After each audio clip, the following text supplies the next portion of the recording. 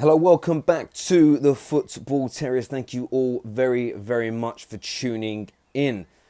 Do us a massive favour before you continue, before you forget as well, hit that like button for us, hit the share button. If you're not a subscriber and you decide to subscribe to the channel, make sure you hit the bell notification button. That is the very best way to make sure you ensure you know when we upload new videos and new content is available for you. Now, Manchester United are going through a crazy period at the moment, a genuinely crazy period of transition and rebuilding with Ollie at the wheel. And people don't like that expression anymore, but Ollie is there doing it. People have been asking the question for 2 months now, why did the form, why did the winning streak under Ole Gunnar Solskjaer fall off the edge of a cliff and never recover for the remaining 2 months of the season? And there's been a lot of speculation. People suggesting that it's Ollie, tactically naive, can't manage. People have suggested it's the players, not caring, not giving enough effort, not playing for the badge, not showing the passion. And I believe there's elements of both of those things. Ollie will, of course, have made mistakes, even experienced managers do. And some of the players at times for me did seem disinterested. And of course you have other elements in there in terms of the way United were playing under Ollie. There's your fitness and fatigue situations as well. So there were numerous factors within it. But I spoke about this on a number of occasions, and now the mainstream media are finally talking about it, not quite getting it right in all of their reports. They are very much going down the lines of I think because of Brexit's on everybody's minds, they're going for this English versus the foreign players. But when we break it down and go through the facts, you see it's not actually true. But what has happened at Man United is there have been major bust-ups at the club between particular players. There's been big bust-ups between players, their representatives, and the football club themselves. And there have been broken promises, for the right reasons I will add, that have created what I can only describe as a civil war. An internal bust-up and a breakdown of relationships between multiple people because the club are trying to restructure. Now, what the media are going with, and it does make sense and I understand it, we saw 3 English players in Smalling, Jones and Ashley Young have their contract renewed between December and February. None of those decisions were made by Ole Gunnar Solskjaer. The contracts were already on offer. I mean, Smalling's happened before Solskjaer even arrived. The others were well in motion, and Solskjaer was not in a position to be able to stop them at that time, having only been the interim for a couple of weeks. Now, they signed their new deals, £110,000 a week for Ashley Young, which makes you sick when you say it out loud. You also have the situation with, I think, Jones and Smalling earning in and around £100,000 a week each also. None of those 3 players are wanted by United fans. Their performances haven't been good enough at the football club. One, to warrant new contracts, most people would agree with, and also to get the pay increases they did and to be paid the money they're on. It really rattles some people up, including players. Now, at the same time as Ollie coming in and there being all the seeking out a new manager, there were contract negotiations happening between the club and numerous players. Herrera, Mata, David De Gea, Paul Pogba's had begun, Rashford's also. And I mentioned Rashford there because Rashford is the key factor in this not being we'll do X, Y and Z for English players, but we won't do it for foreign players. That is identity politics. That's the media trying to play games and trying to drum up a bigger situation. I mean, it's a big situation, but they're trying to make it into something it's not. Something that's quite sinister, bigotry and xenophobic. That is not the case. That is not what's happening at Manchester United. It'd also be quite strange considering the manager in charge is not English. But anyway, those players were all demanding big increases in salary. Huge increases in salary. We had them listed here. I had this information for a long time, and I was able to now finally talk about it. So, Mata was on £140k and wanted £200,000 a week. Herrera was on £75,000 a week and wanted £250,000. Pogba was on £290 and wanted £500,000, and Rashford was on £45,000 a week and wanted £200k. Now, whether you think they deserve that or not, we'll park that for a moment. The reason they wanted this is because at the club, they've just seen 3 players who are performing so poorly have big pay increases and their contracts extended. Equally, Alexis Sanchez is on 350 a week. Lukaku 200,000, Matic 120, Valencia 100,000, Fred 175,000 pound a week, and Martial just had his new contract extended to 250,000 pound a week. So you're talking about, barring Martial, lots of flops and over the hill players earning much bigger money than the likes of Rashford, Pogba, Herrera and Mata. Well, Pogba was on big money, but the others, like Mata, very well respected and liked by the fans. Herrera was a fan darling and always put in really good performances. And Rashford was someone that was up and coming, but had definitely been outperforming the likes of Sanchez and Matic and Valencia for his relative position. So when they all started their transfer negotiations, they wanted this big increase. They wanted to be paid on par with their colleagues at United. Woodward and co, okay, yeah, fine, we can do that for you. The problem is, Man United needs a restructure. Manchester United is overpaying all of their players. The club knows that. Ollie and Mickey Phelan and the group they brought in with them, as part of them restructuring, it's unsustainable for them to keep paying so much money out to these players. So suddenly you had this situation in March, when the form dipped, that these players were being told, sorry, those contract offers are no longer on the table. Those contract offers are no longer going to be available to you. We will not be paying you that amount of money. This is your maximum. So United have drawn a line under this. The likes of Smallings and Jones and Youngie, they were lucky. They got through the back door. They were the last people over that line. But the line's now drawn, and United are going to restructure their finances. They're going to get their salary under control. Now, that is going to take a couple of years. They have to remove some of these flop players to other clubs. They have to, and it takes time. Ollie is also aware, also fundamentally aware from top to bottom, that you're going to have some casualties in this. When you bring in these new policies and these new processes, because you're suddenly telling a player that thought he was going to get 350, 400,000, maybe 500,000 pound a week, sorry, mate, you're going to get a 10%, 20% pay increase, and that's going to be based on how well you do in the season. You're going to get kickback because of what they were already promised, and of course the precedent set by the football club with this group of players, which is why a restructure and a rebuild is going to take more than one summer. Anybody not prepared to live, work and thrive within that environment is going to have to move on. And let's just give you some context here. Some people would say David De Gea deserves 350, 400. Pogba deserves 500,000. Why didn't we give Herrera 250? Rashford, in comparison to what everybody else is earning, worth 200 grand.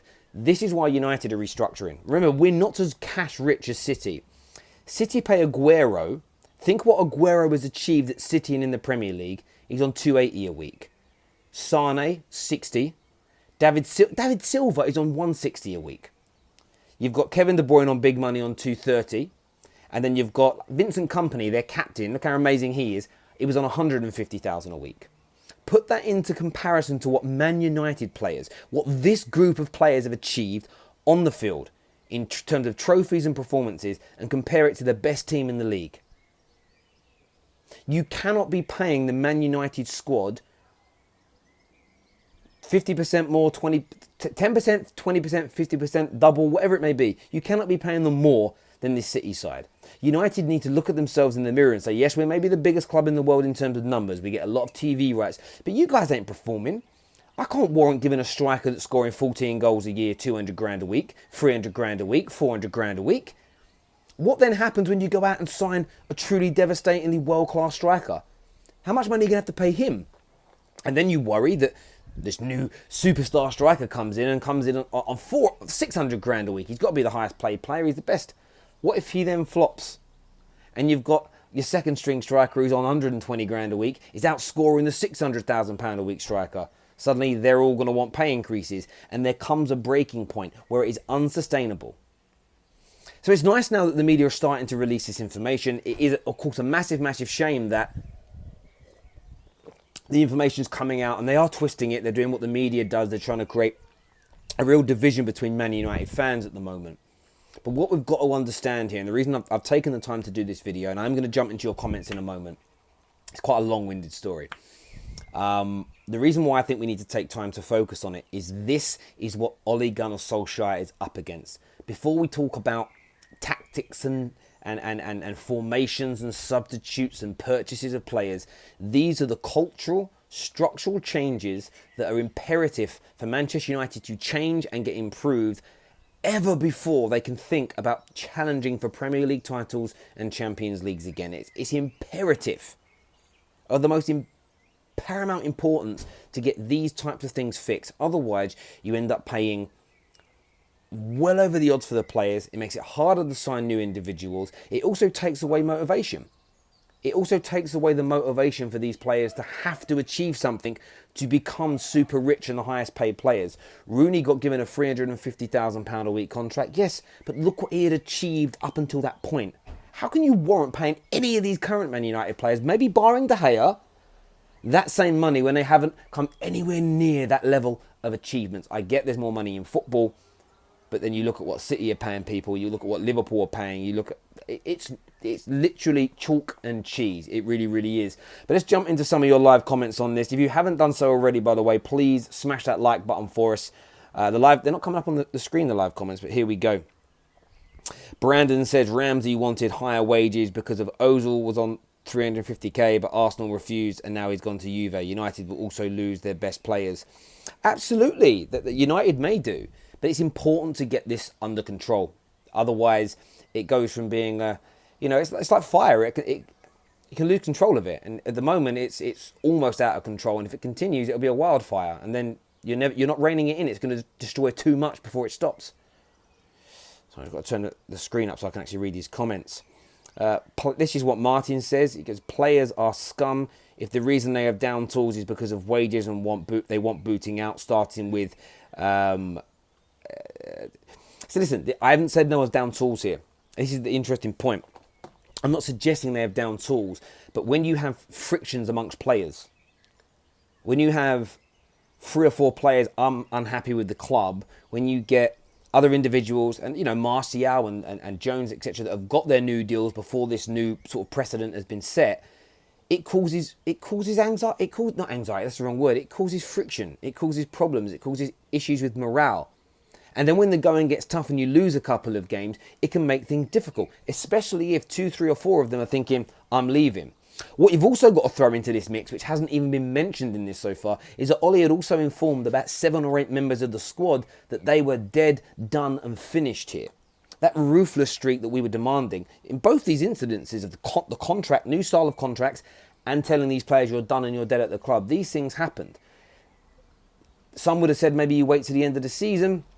I think from Ollie's point of view, he knew they couldn't handle this all now when the players go away on holiday. They had to get it done when they did. They felt they made the right decision, and the only time is going to tell if that was right.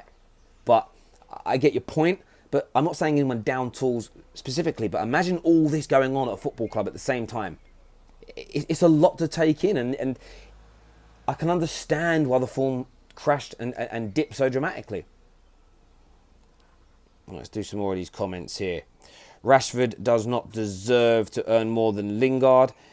He does. He's definitely a better player than Lingard and has scored more, created more and been better than Lingard. So he definitely deserves to earn more than him. There's no doubt. Spot on, Terry, talking facts. Thank you very much. City's infrastructure in terms of technical direction and pay structure is better than United's. Exactly. 110% better, and they're winning. And look, Sane is looking to get a move away because he's not playing, but it isn't over money. Man United players, because, and again, I don't blame the players. The club, via the board and Woodward, have created an environment and a culture where money dominates, where player power dominates. And the brilliant news is from the take from this is that Ollie's trying to take that back, and it looks like the club are backing him. And the proof will be in the pudding. And it may get better before it gets worse, because you have to lose particular players that you don't want to get rid of at this moment in time. But sometimes you can't fix a structure when it's so badly damaged. There are times when you have to rip it all down, dig it all out, and start afresh. United overpay for everyone, absolutely. You can't force players sorry, because you can't force players to restructure and just have Alexis sitting there like a moron. Exactly, Clayton, you're right, and this is part of it. So this is where the club has got to do great work in the summer and remove these flop players. Because how can you tell, and it's a fact, how can you tell Rashford that you can't have 200 grand a week when you've got Alexis Sanchez earning almost double that, plus bonuses and image rights, double that, and Rashford is outperforming him? You wouldn't tolerate that at your job. If you were being paid 30 grand a year and you were outperforming somebody week in, week out, year in, year out, who was earning 60 grand a year, and you knew this, you're telling me you wouldn't be asking for a pay rise? Imagine being told, no, you're not getting it. That's going to cause friction. That's going to cause a problem. And we look at their money and go, oh, they're rich. Why does it matter? It does matter. It absolutely matters. Why not sell Smallings, Jones and Young now then? They could look, there are these things where, what I did read about Jones and Smallings deals is that the increase in pay were minimal. I would look to sell them. But before you sell them, you have to replace them. To get rid of, with the amount of players that have been told you are complete deadwood and leaving, you can't have all of them leave. Those three leave. Maybe Pogba and the contract, the guys with the contract problems leaving. You can't have like 10, 15 players leave. You just can't do that. It's why I've said it's going to take time. It needs to take time. We have to be patient. This summer, not every player you want out will go. Not every player you want in will come. Will we play football exactly how you want it in the course of the next 12 months? Probably not to the nth degree. Patience is going to be required, as always. Let's do some more of these comments here. This is from F. Khan, who says, wage structure is good, but what about what we offered to Delit? 235k, how is that restructuring? So when you sign new players, you can actually do this in this. Actually, again, people always say football and normal day 9 to 5 jobs don't compute, but they do. If you get promoted internally within an organisation, you tend to get paid less than somebody that gets brought in externally, because you have to attract that person to you.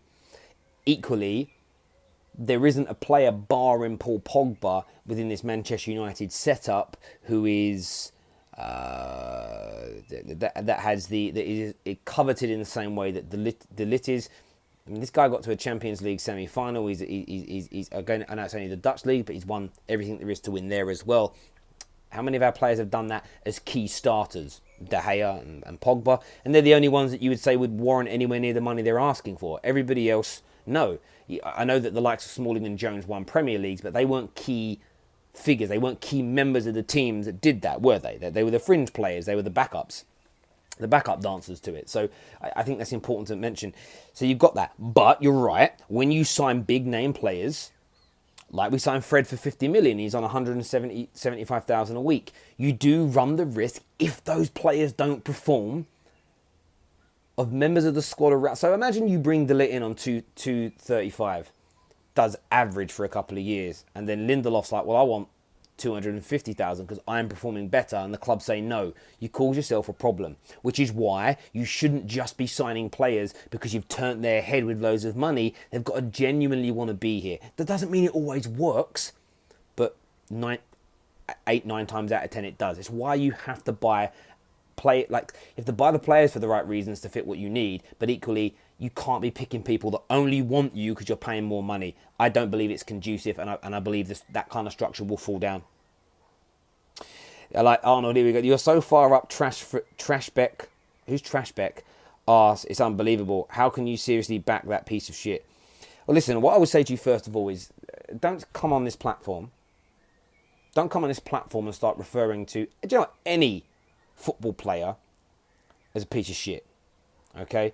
Rashford hasn't beaten up his wife. Rashford hasn't knocked a kid over while he's been speeding in his car. He hasn't racially abused anybody. That's what you would label somebody a piece of shit as, right? First of all. So let's be very careful with the language that we use when you're describing a player that you don't rate. I know Rashford needs to improve his game. But I believe he's got ability, I believe he's got skill, I believe that he has footballing technique, and I believe he has the mindset to work hard to fix it. He is part of a group of players that was promised a new pay increase and a new contract, and it was pulled away from him. I can understand there being frustrations. I can also warrant and take on the chin a couple of poor months. By the way, if he continues the new season, has another season next year like this year, and there's no improvement, then I would look to move him on. All I'm doing is giving the guy another year to 18 months to show us that he can fulfill his potential. But to sit there and start abusing him and calling names like that, you, Arnold, you are an absolute disgraceful human being. And the interesting thing is with you, if you were standing in my face, you wouldn't talk like that. And if you were in front of Rashford, you wouldn't talk like that. You'd probably ask for a selfie or blush or maybe say nothing. So stop being a keyboard warrior. Stop being a little wannabe and keep your mouth shut talking about people like that when you know you wouldn't say it to their face either. Jesus Christ. I agree, Terry. Rather than vulgar language when referring to players, say something constructive. Absolutely. You haven't got to like Rashford. You haven't got to rate Rashford. You haven't got to say this, he's got to say that. You haven't got to be nasty about him either. And do you know the bit that's so ironic about it? So many Man United fans that I see condemn Pogba's abuse by the fan face to face, right, are the same people I see talking about Rashford in that way. The hypocrisy stinks to high heaven. It's like a damn sewer. But that's just, you people do what you think's right, There we go.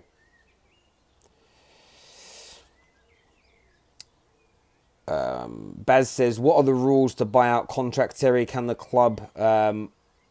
they can. You can. There's mutual consent where you can say, right, you've got 5 years left. It's a total of 13 million. They can make an offer. They could pay the whole money. They could say, look, there's 11 million of it. We'll pay it to you up front, obviously after tax. So you'll walk away with like 5-6 million, and you're free. They can do that. That is an option. That can be done. Doesn't happen a great deal because again, most players won't look to accept it. It's a joke, the abuse players get, because I don't like Fellaini, but I praised him when he played good for us. Yeah, look, Dion Davis, so you're a long-time viewer of the channel, and I know you're respectful in that way. It's just, there is no need to abuse people. When anyone, there are certain people in this world, if they get abuse, so what? Like, people that hurt children, people that beat women up, people that commit atrocious crimes. These people deserve some verbal abuse. But as a society now, we have become, if it's something we don't like or we don't agree with, it may not even be something that's immoral and we don't agree with it. It's just something we don't like, we don't agree with. We throw so much trash and negativity at it because people think it's cool to be like that and it's edgy and it makes you stand out and feel good. But it doesn't. It really doesn't. You're a weak-minded person. You're a very weak-minded person who is very likely to go through life and be exceedingly either underachieve, completely underachieve your whole life, or be a complete and utter bum and failure and have nothing to show for your life. And I think that's why you generate a lot of hate, because you don't have the application or the ability to go out there and work hard and achieve something for yourself. But I am personally, people like that don't affect me anymore. But I'll just get the moderators. Anyone's going to talk about any footballer. I'm not talking Man United players. I'm talking any footballer on this channel with that kind of venom, without a reason for it. You're done. You're finished. You're off the platform. We don't want nor need you. Simple and straightforward as that. Terry should be in the Man United first team. He can talk. Do you know what? I would love to get in front of those Man United players before a game and talk to them. I would love to do it. I'd love to.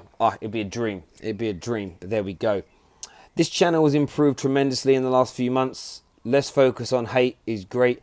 Listen, man, I appreciate that. Thank you very much. Yeah, we're doing our best.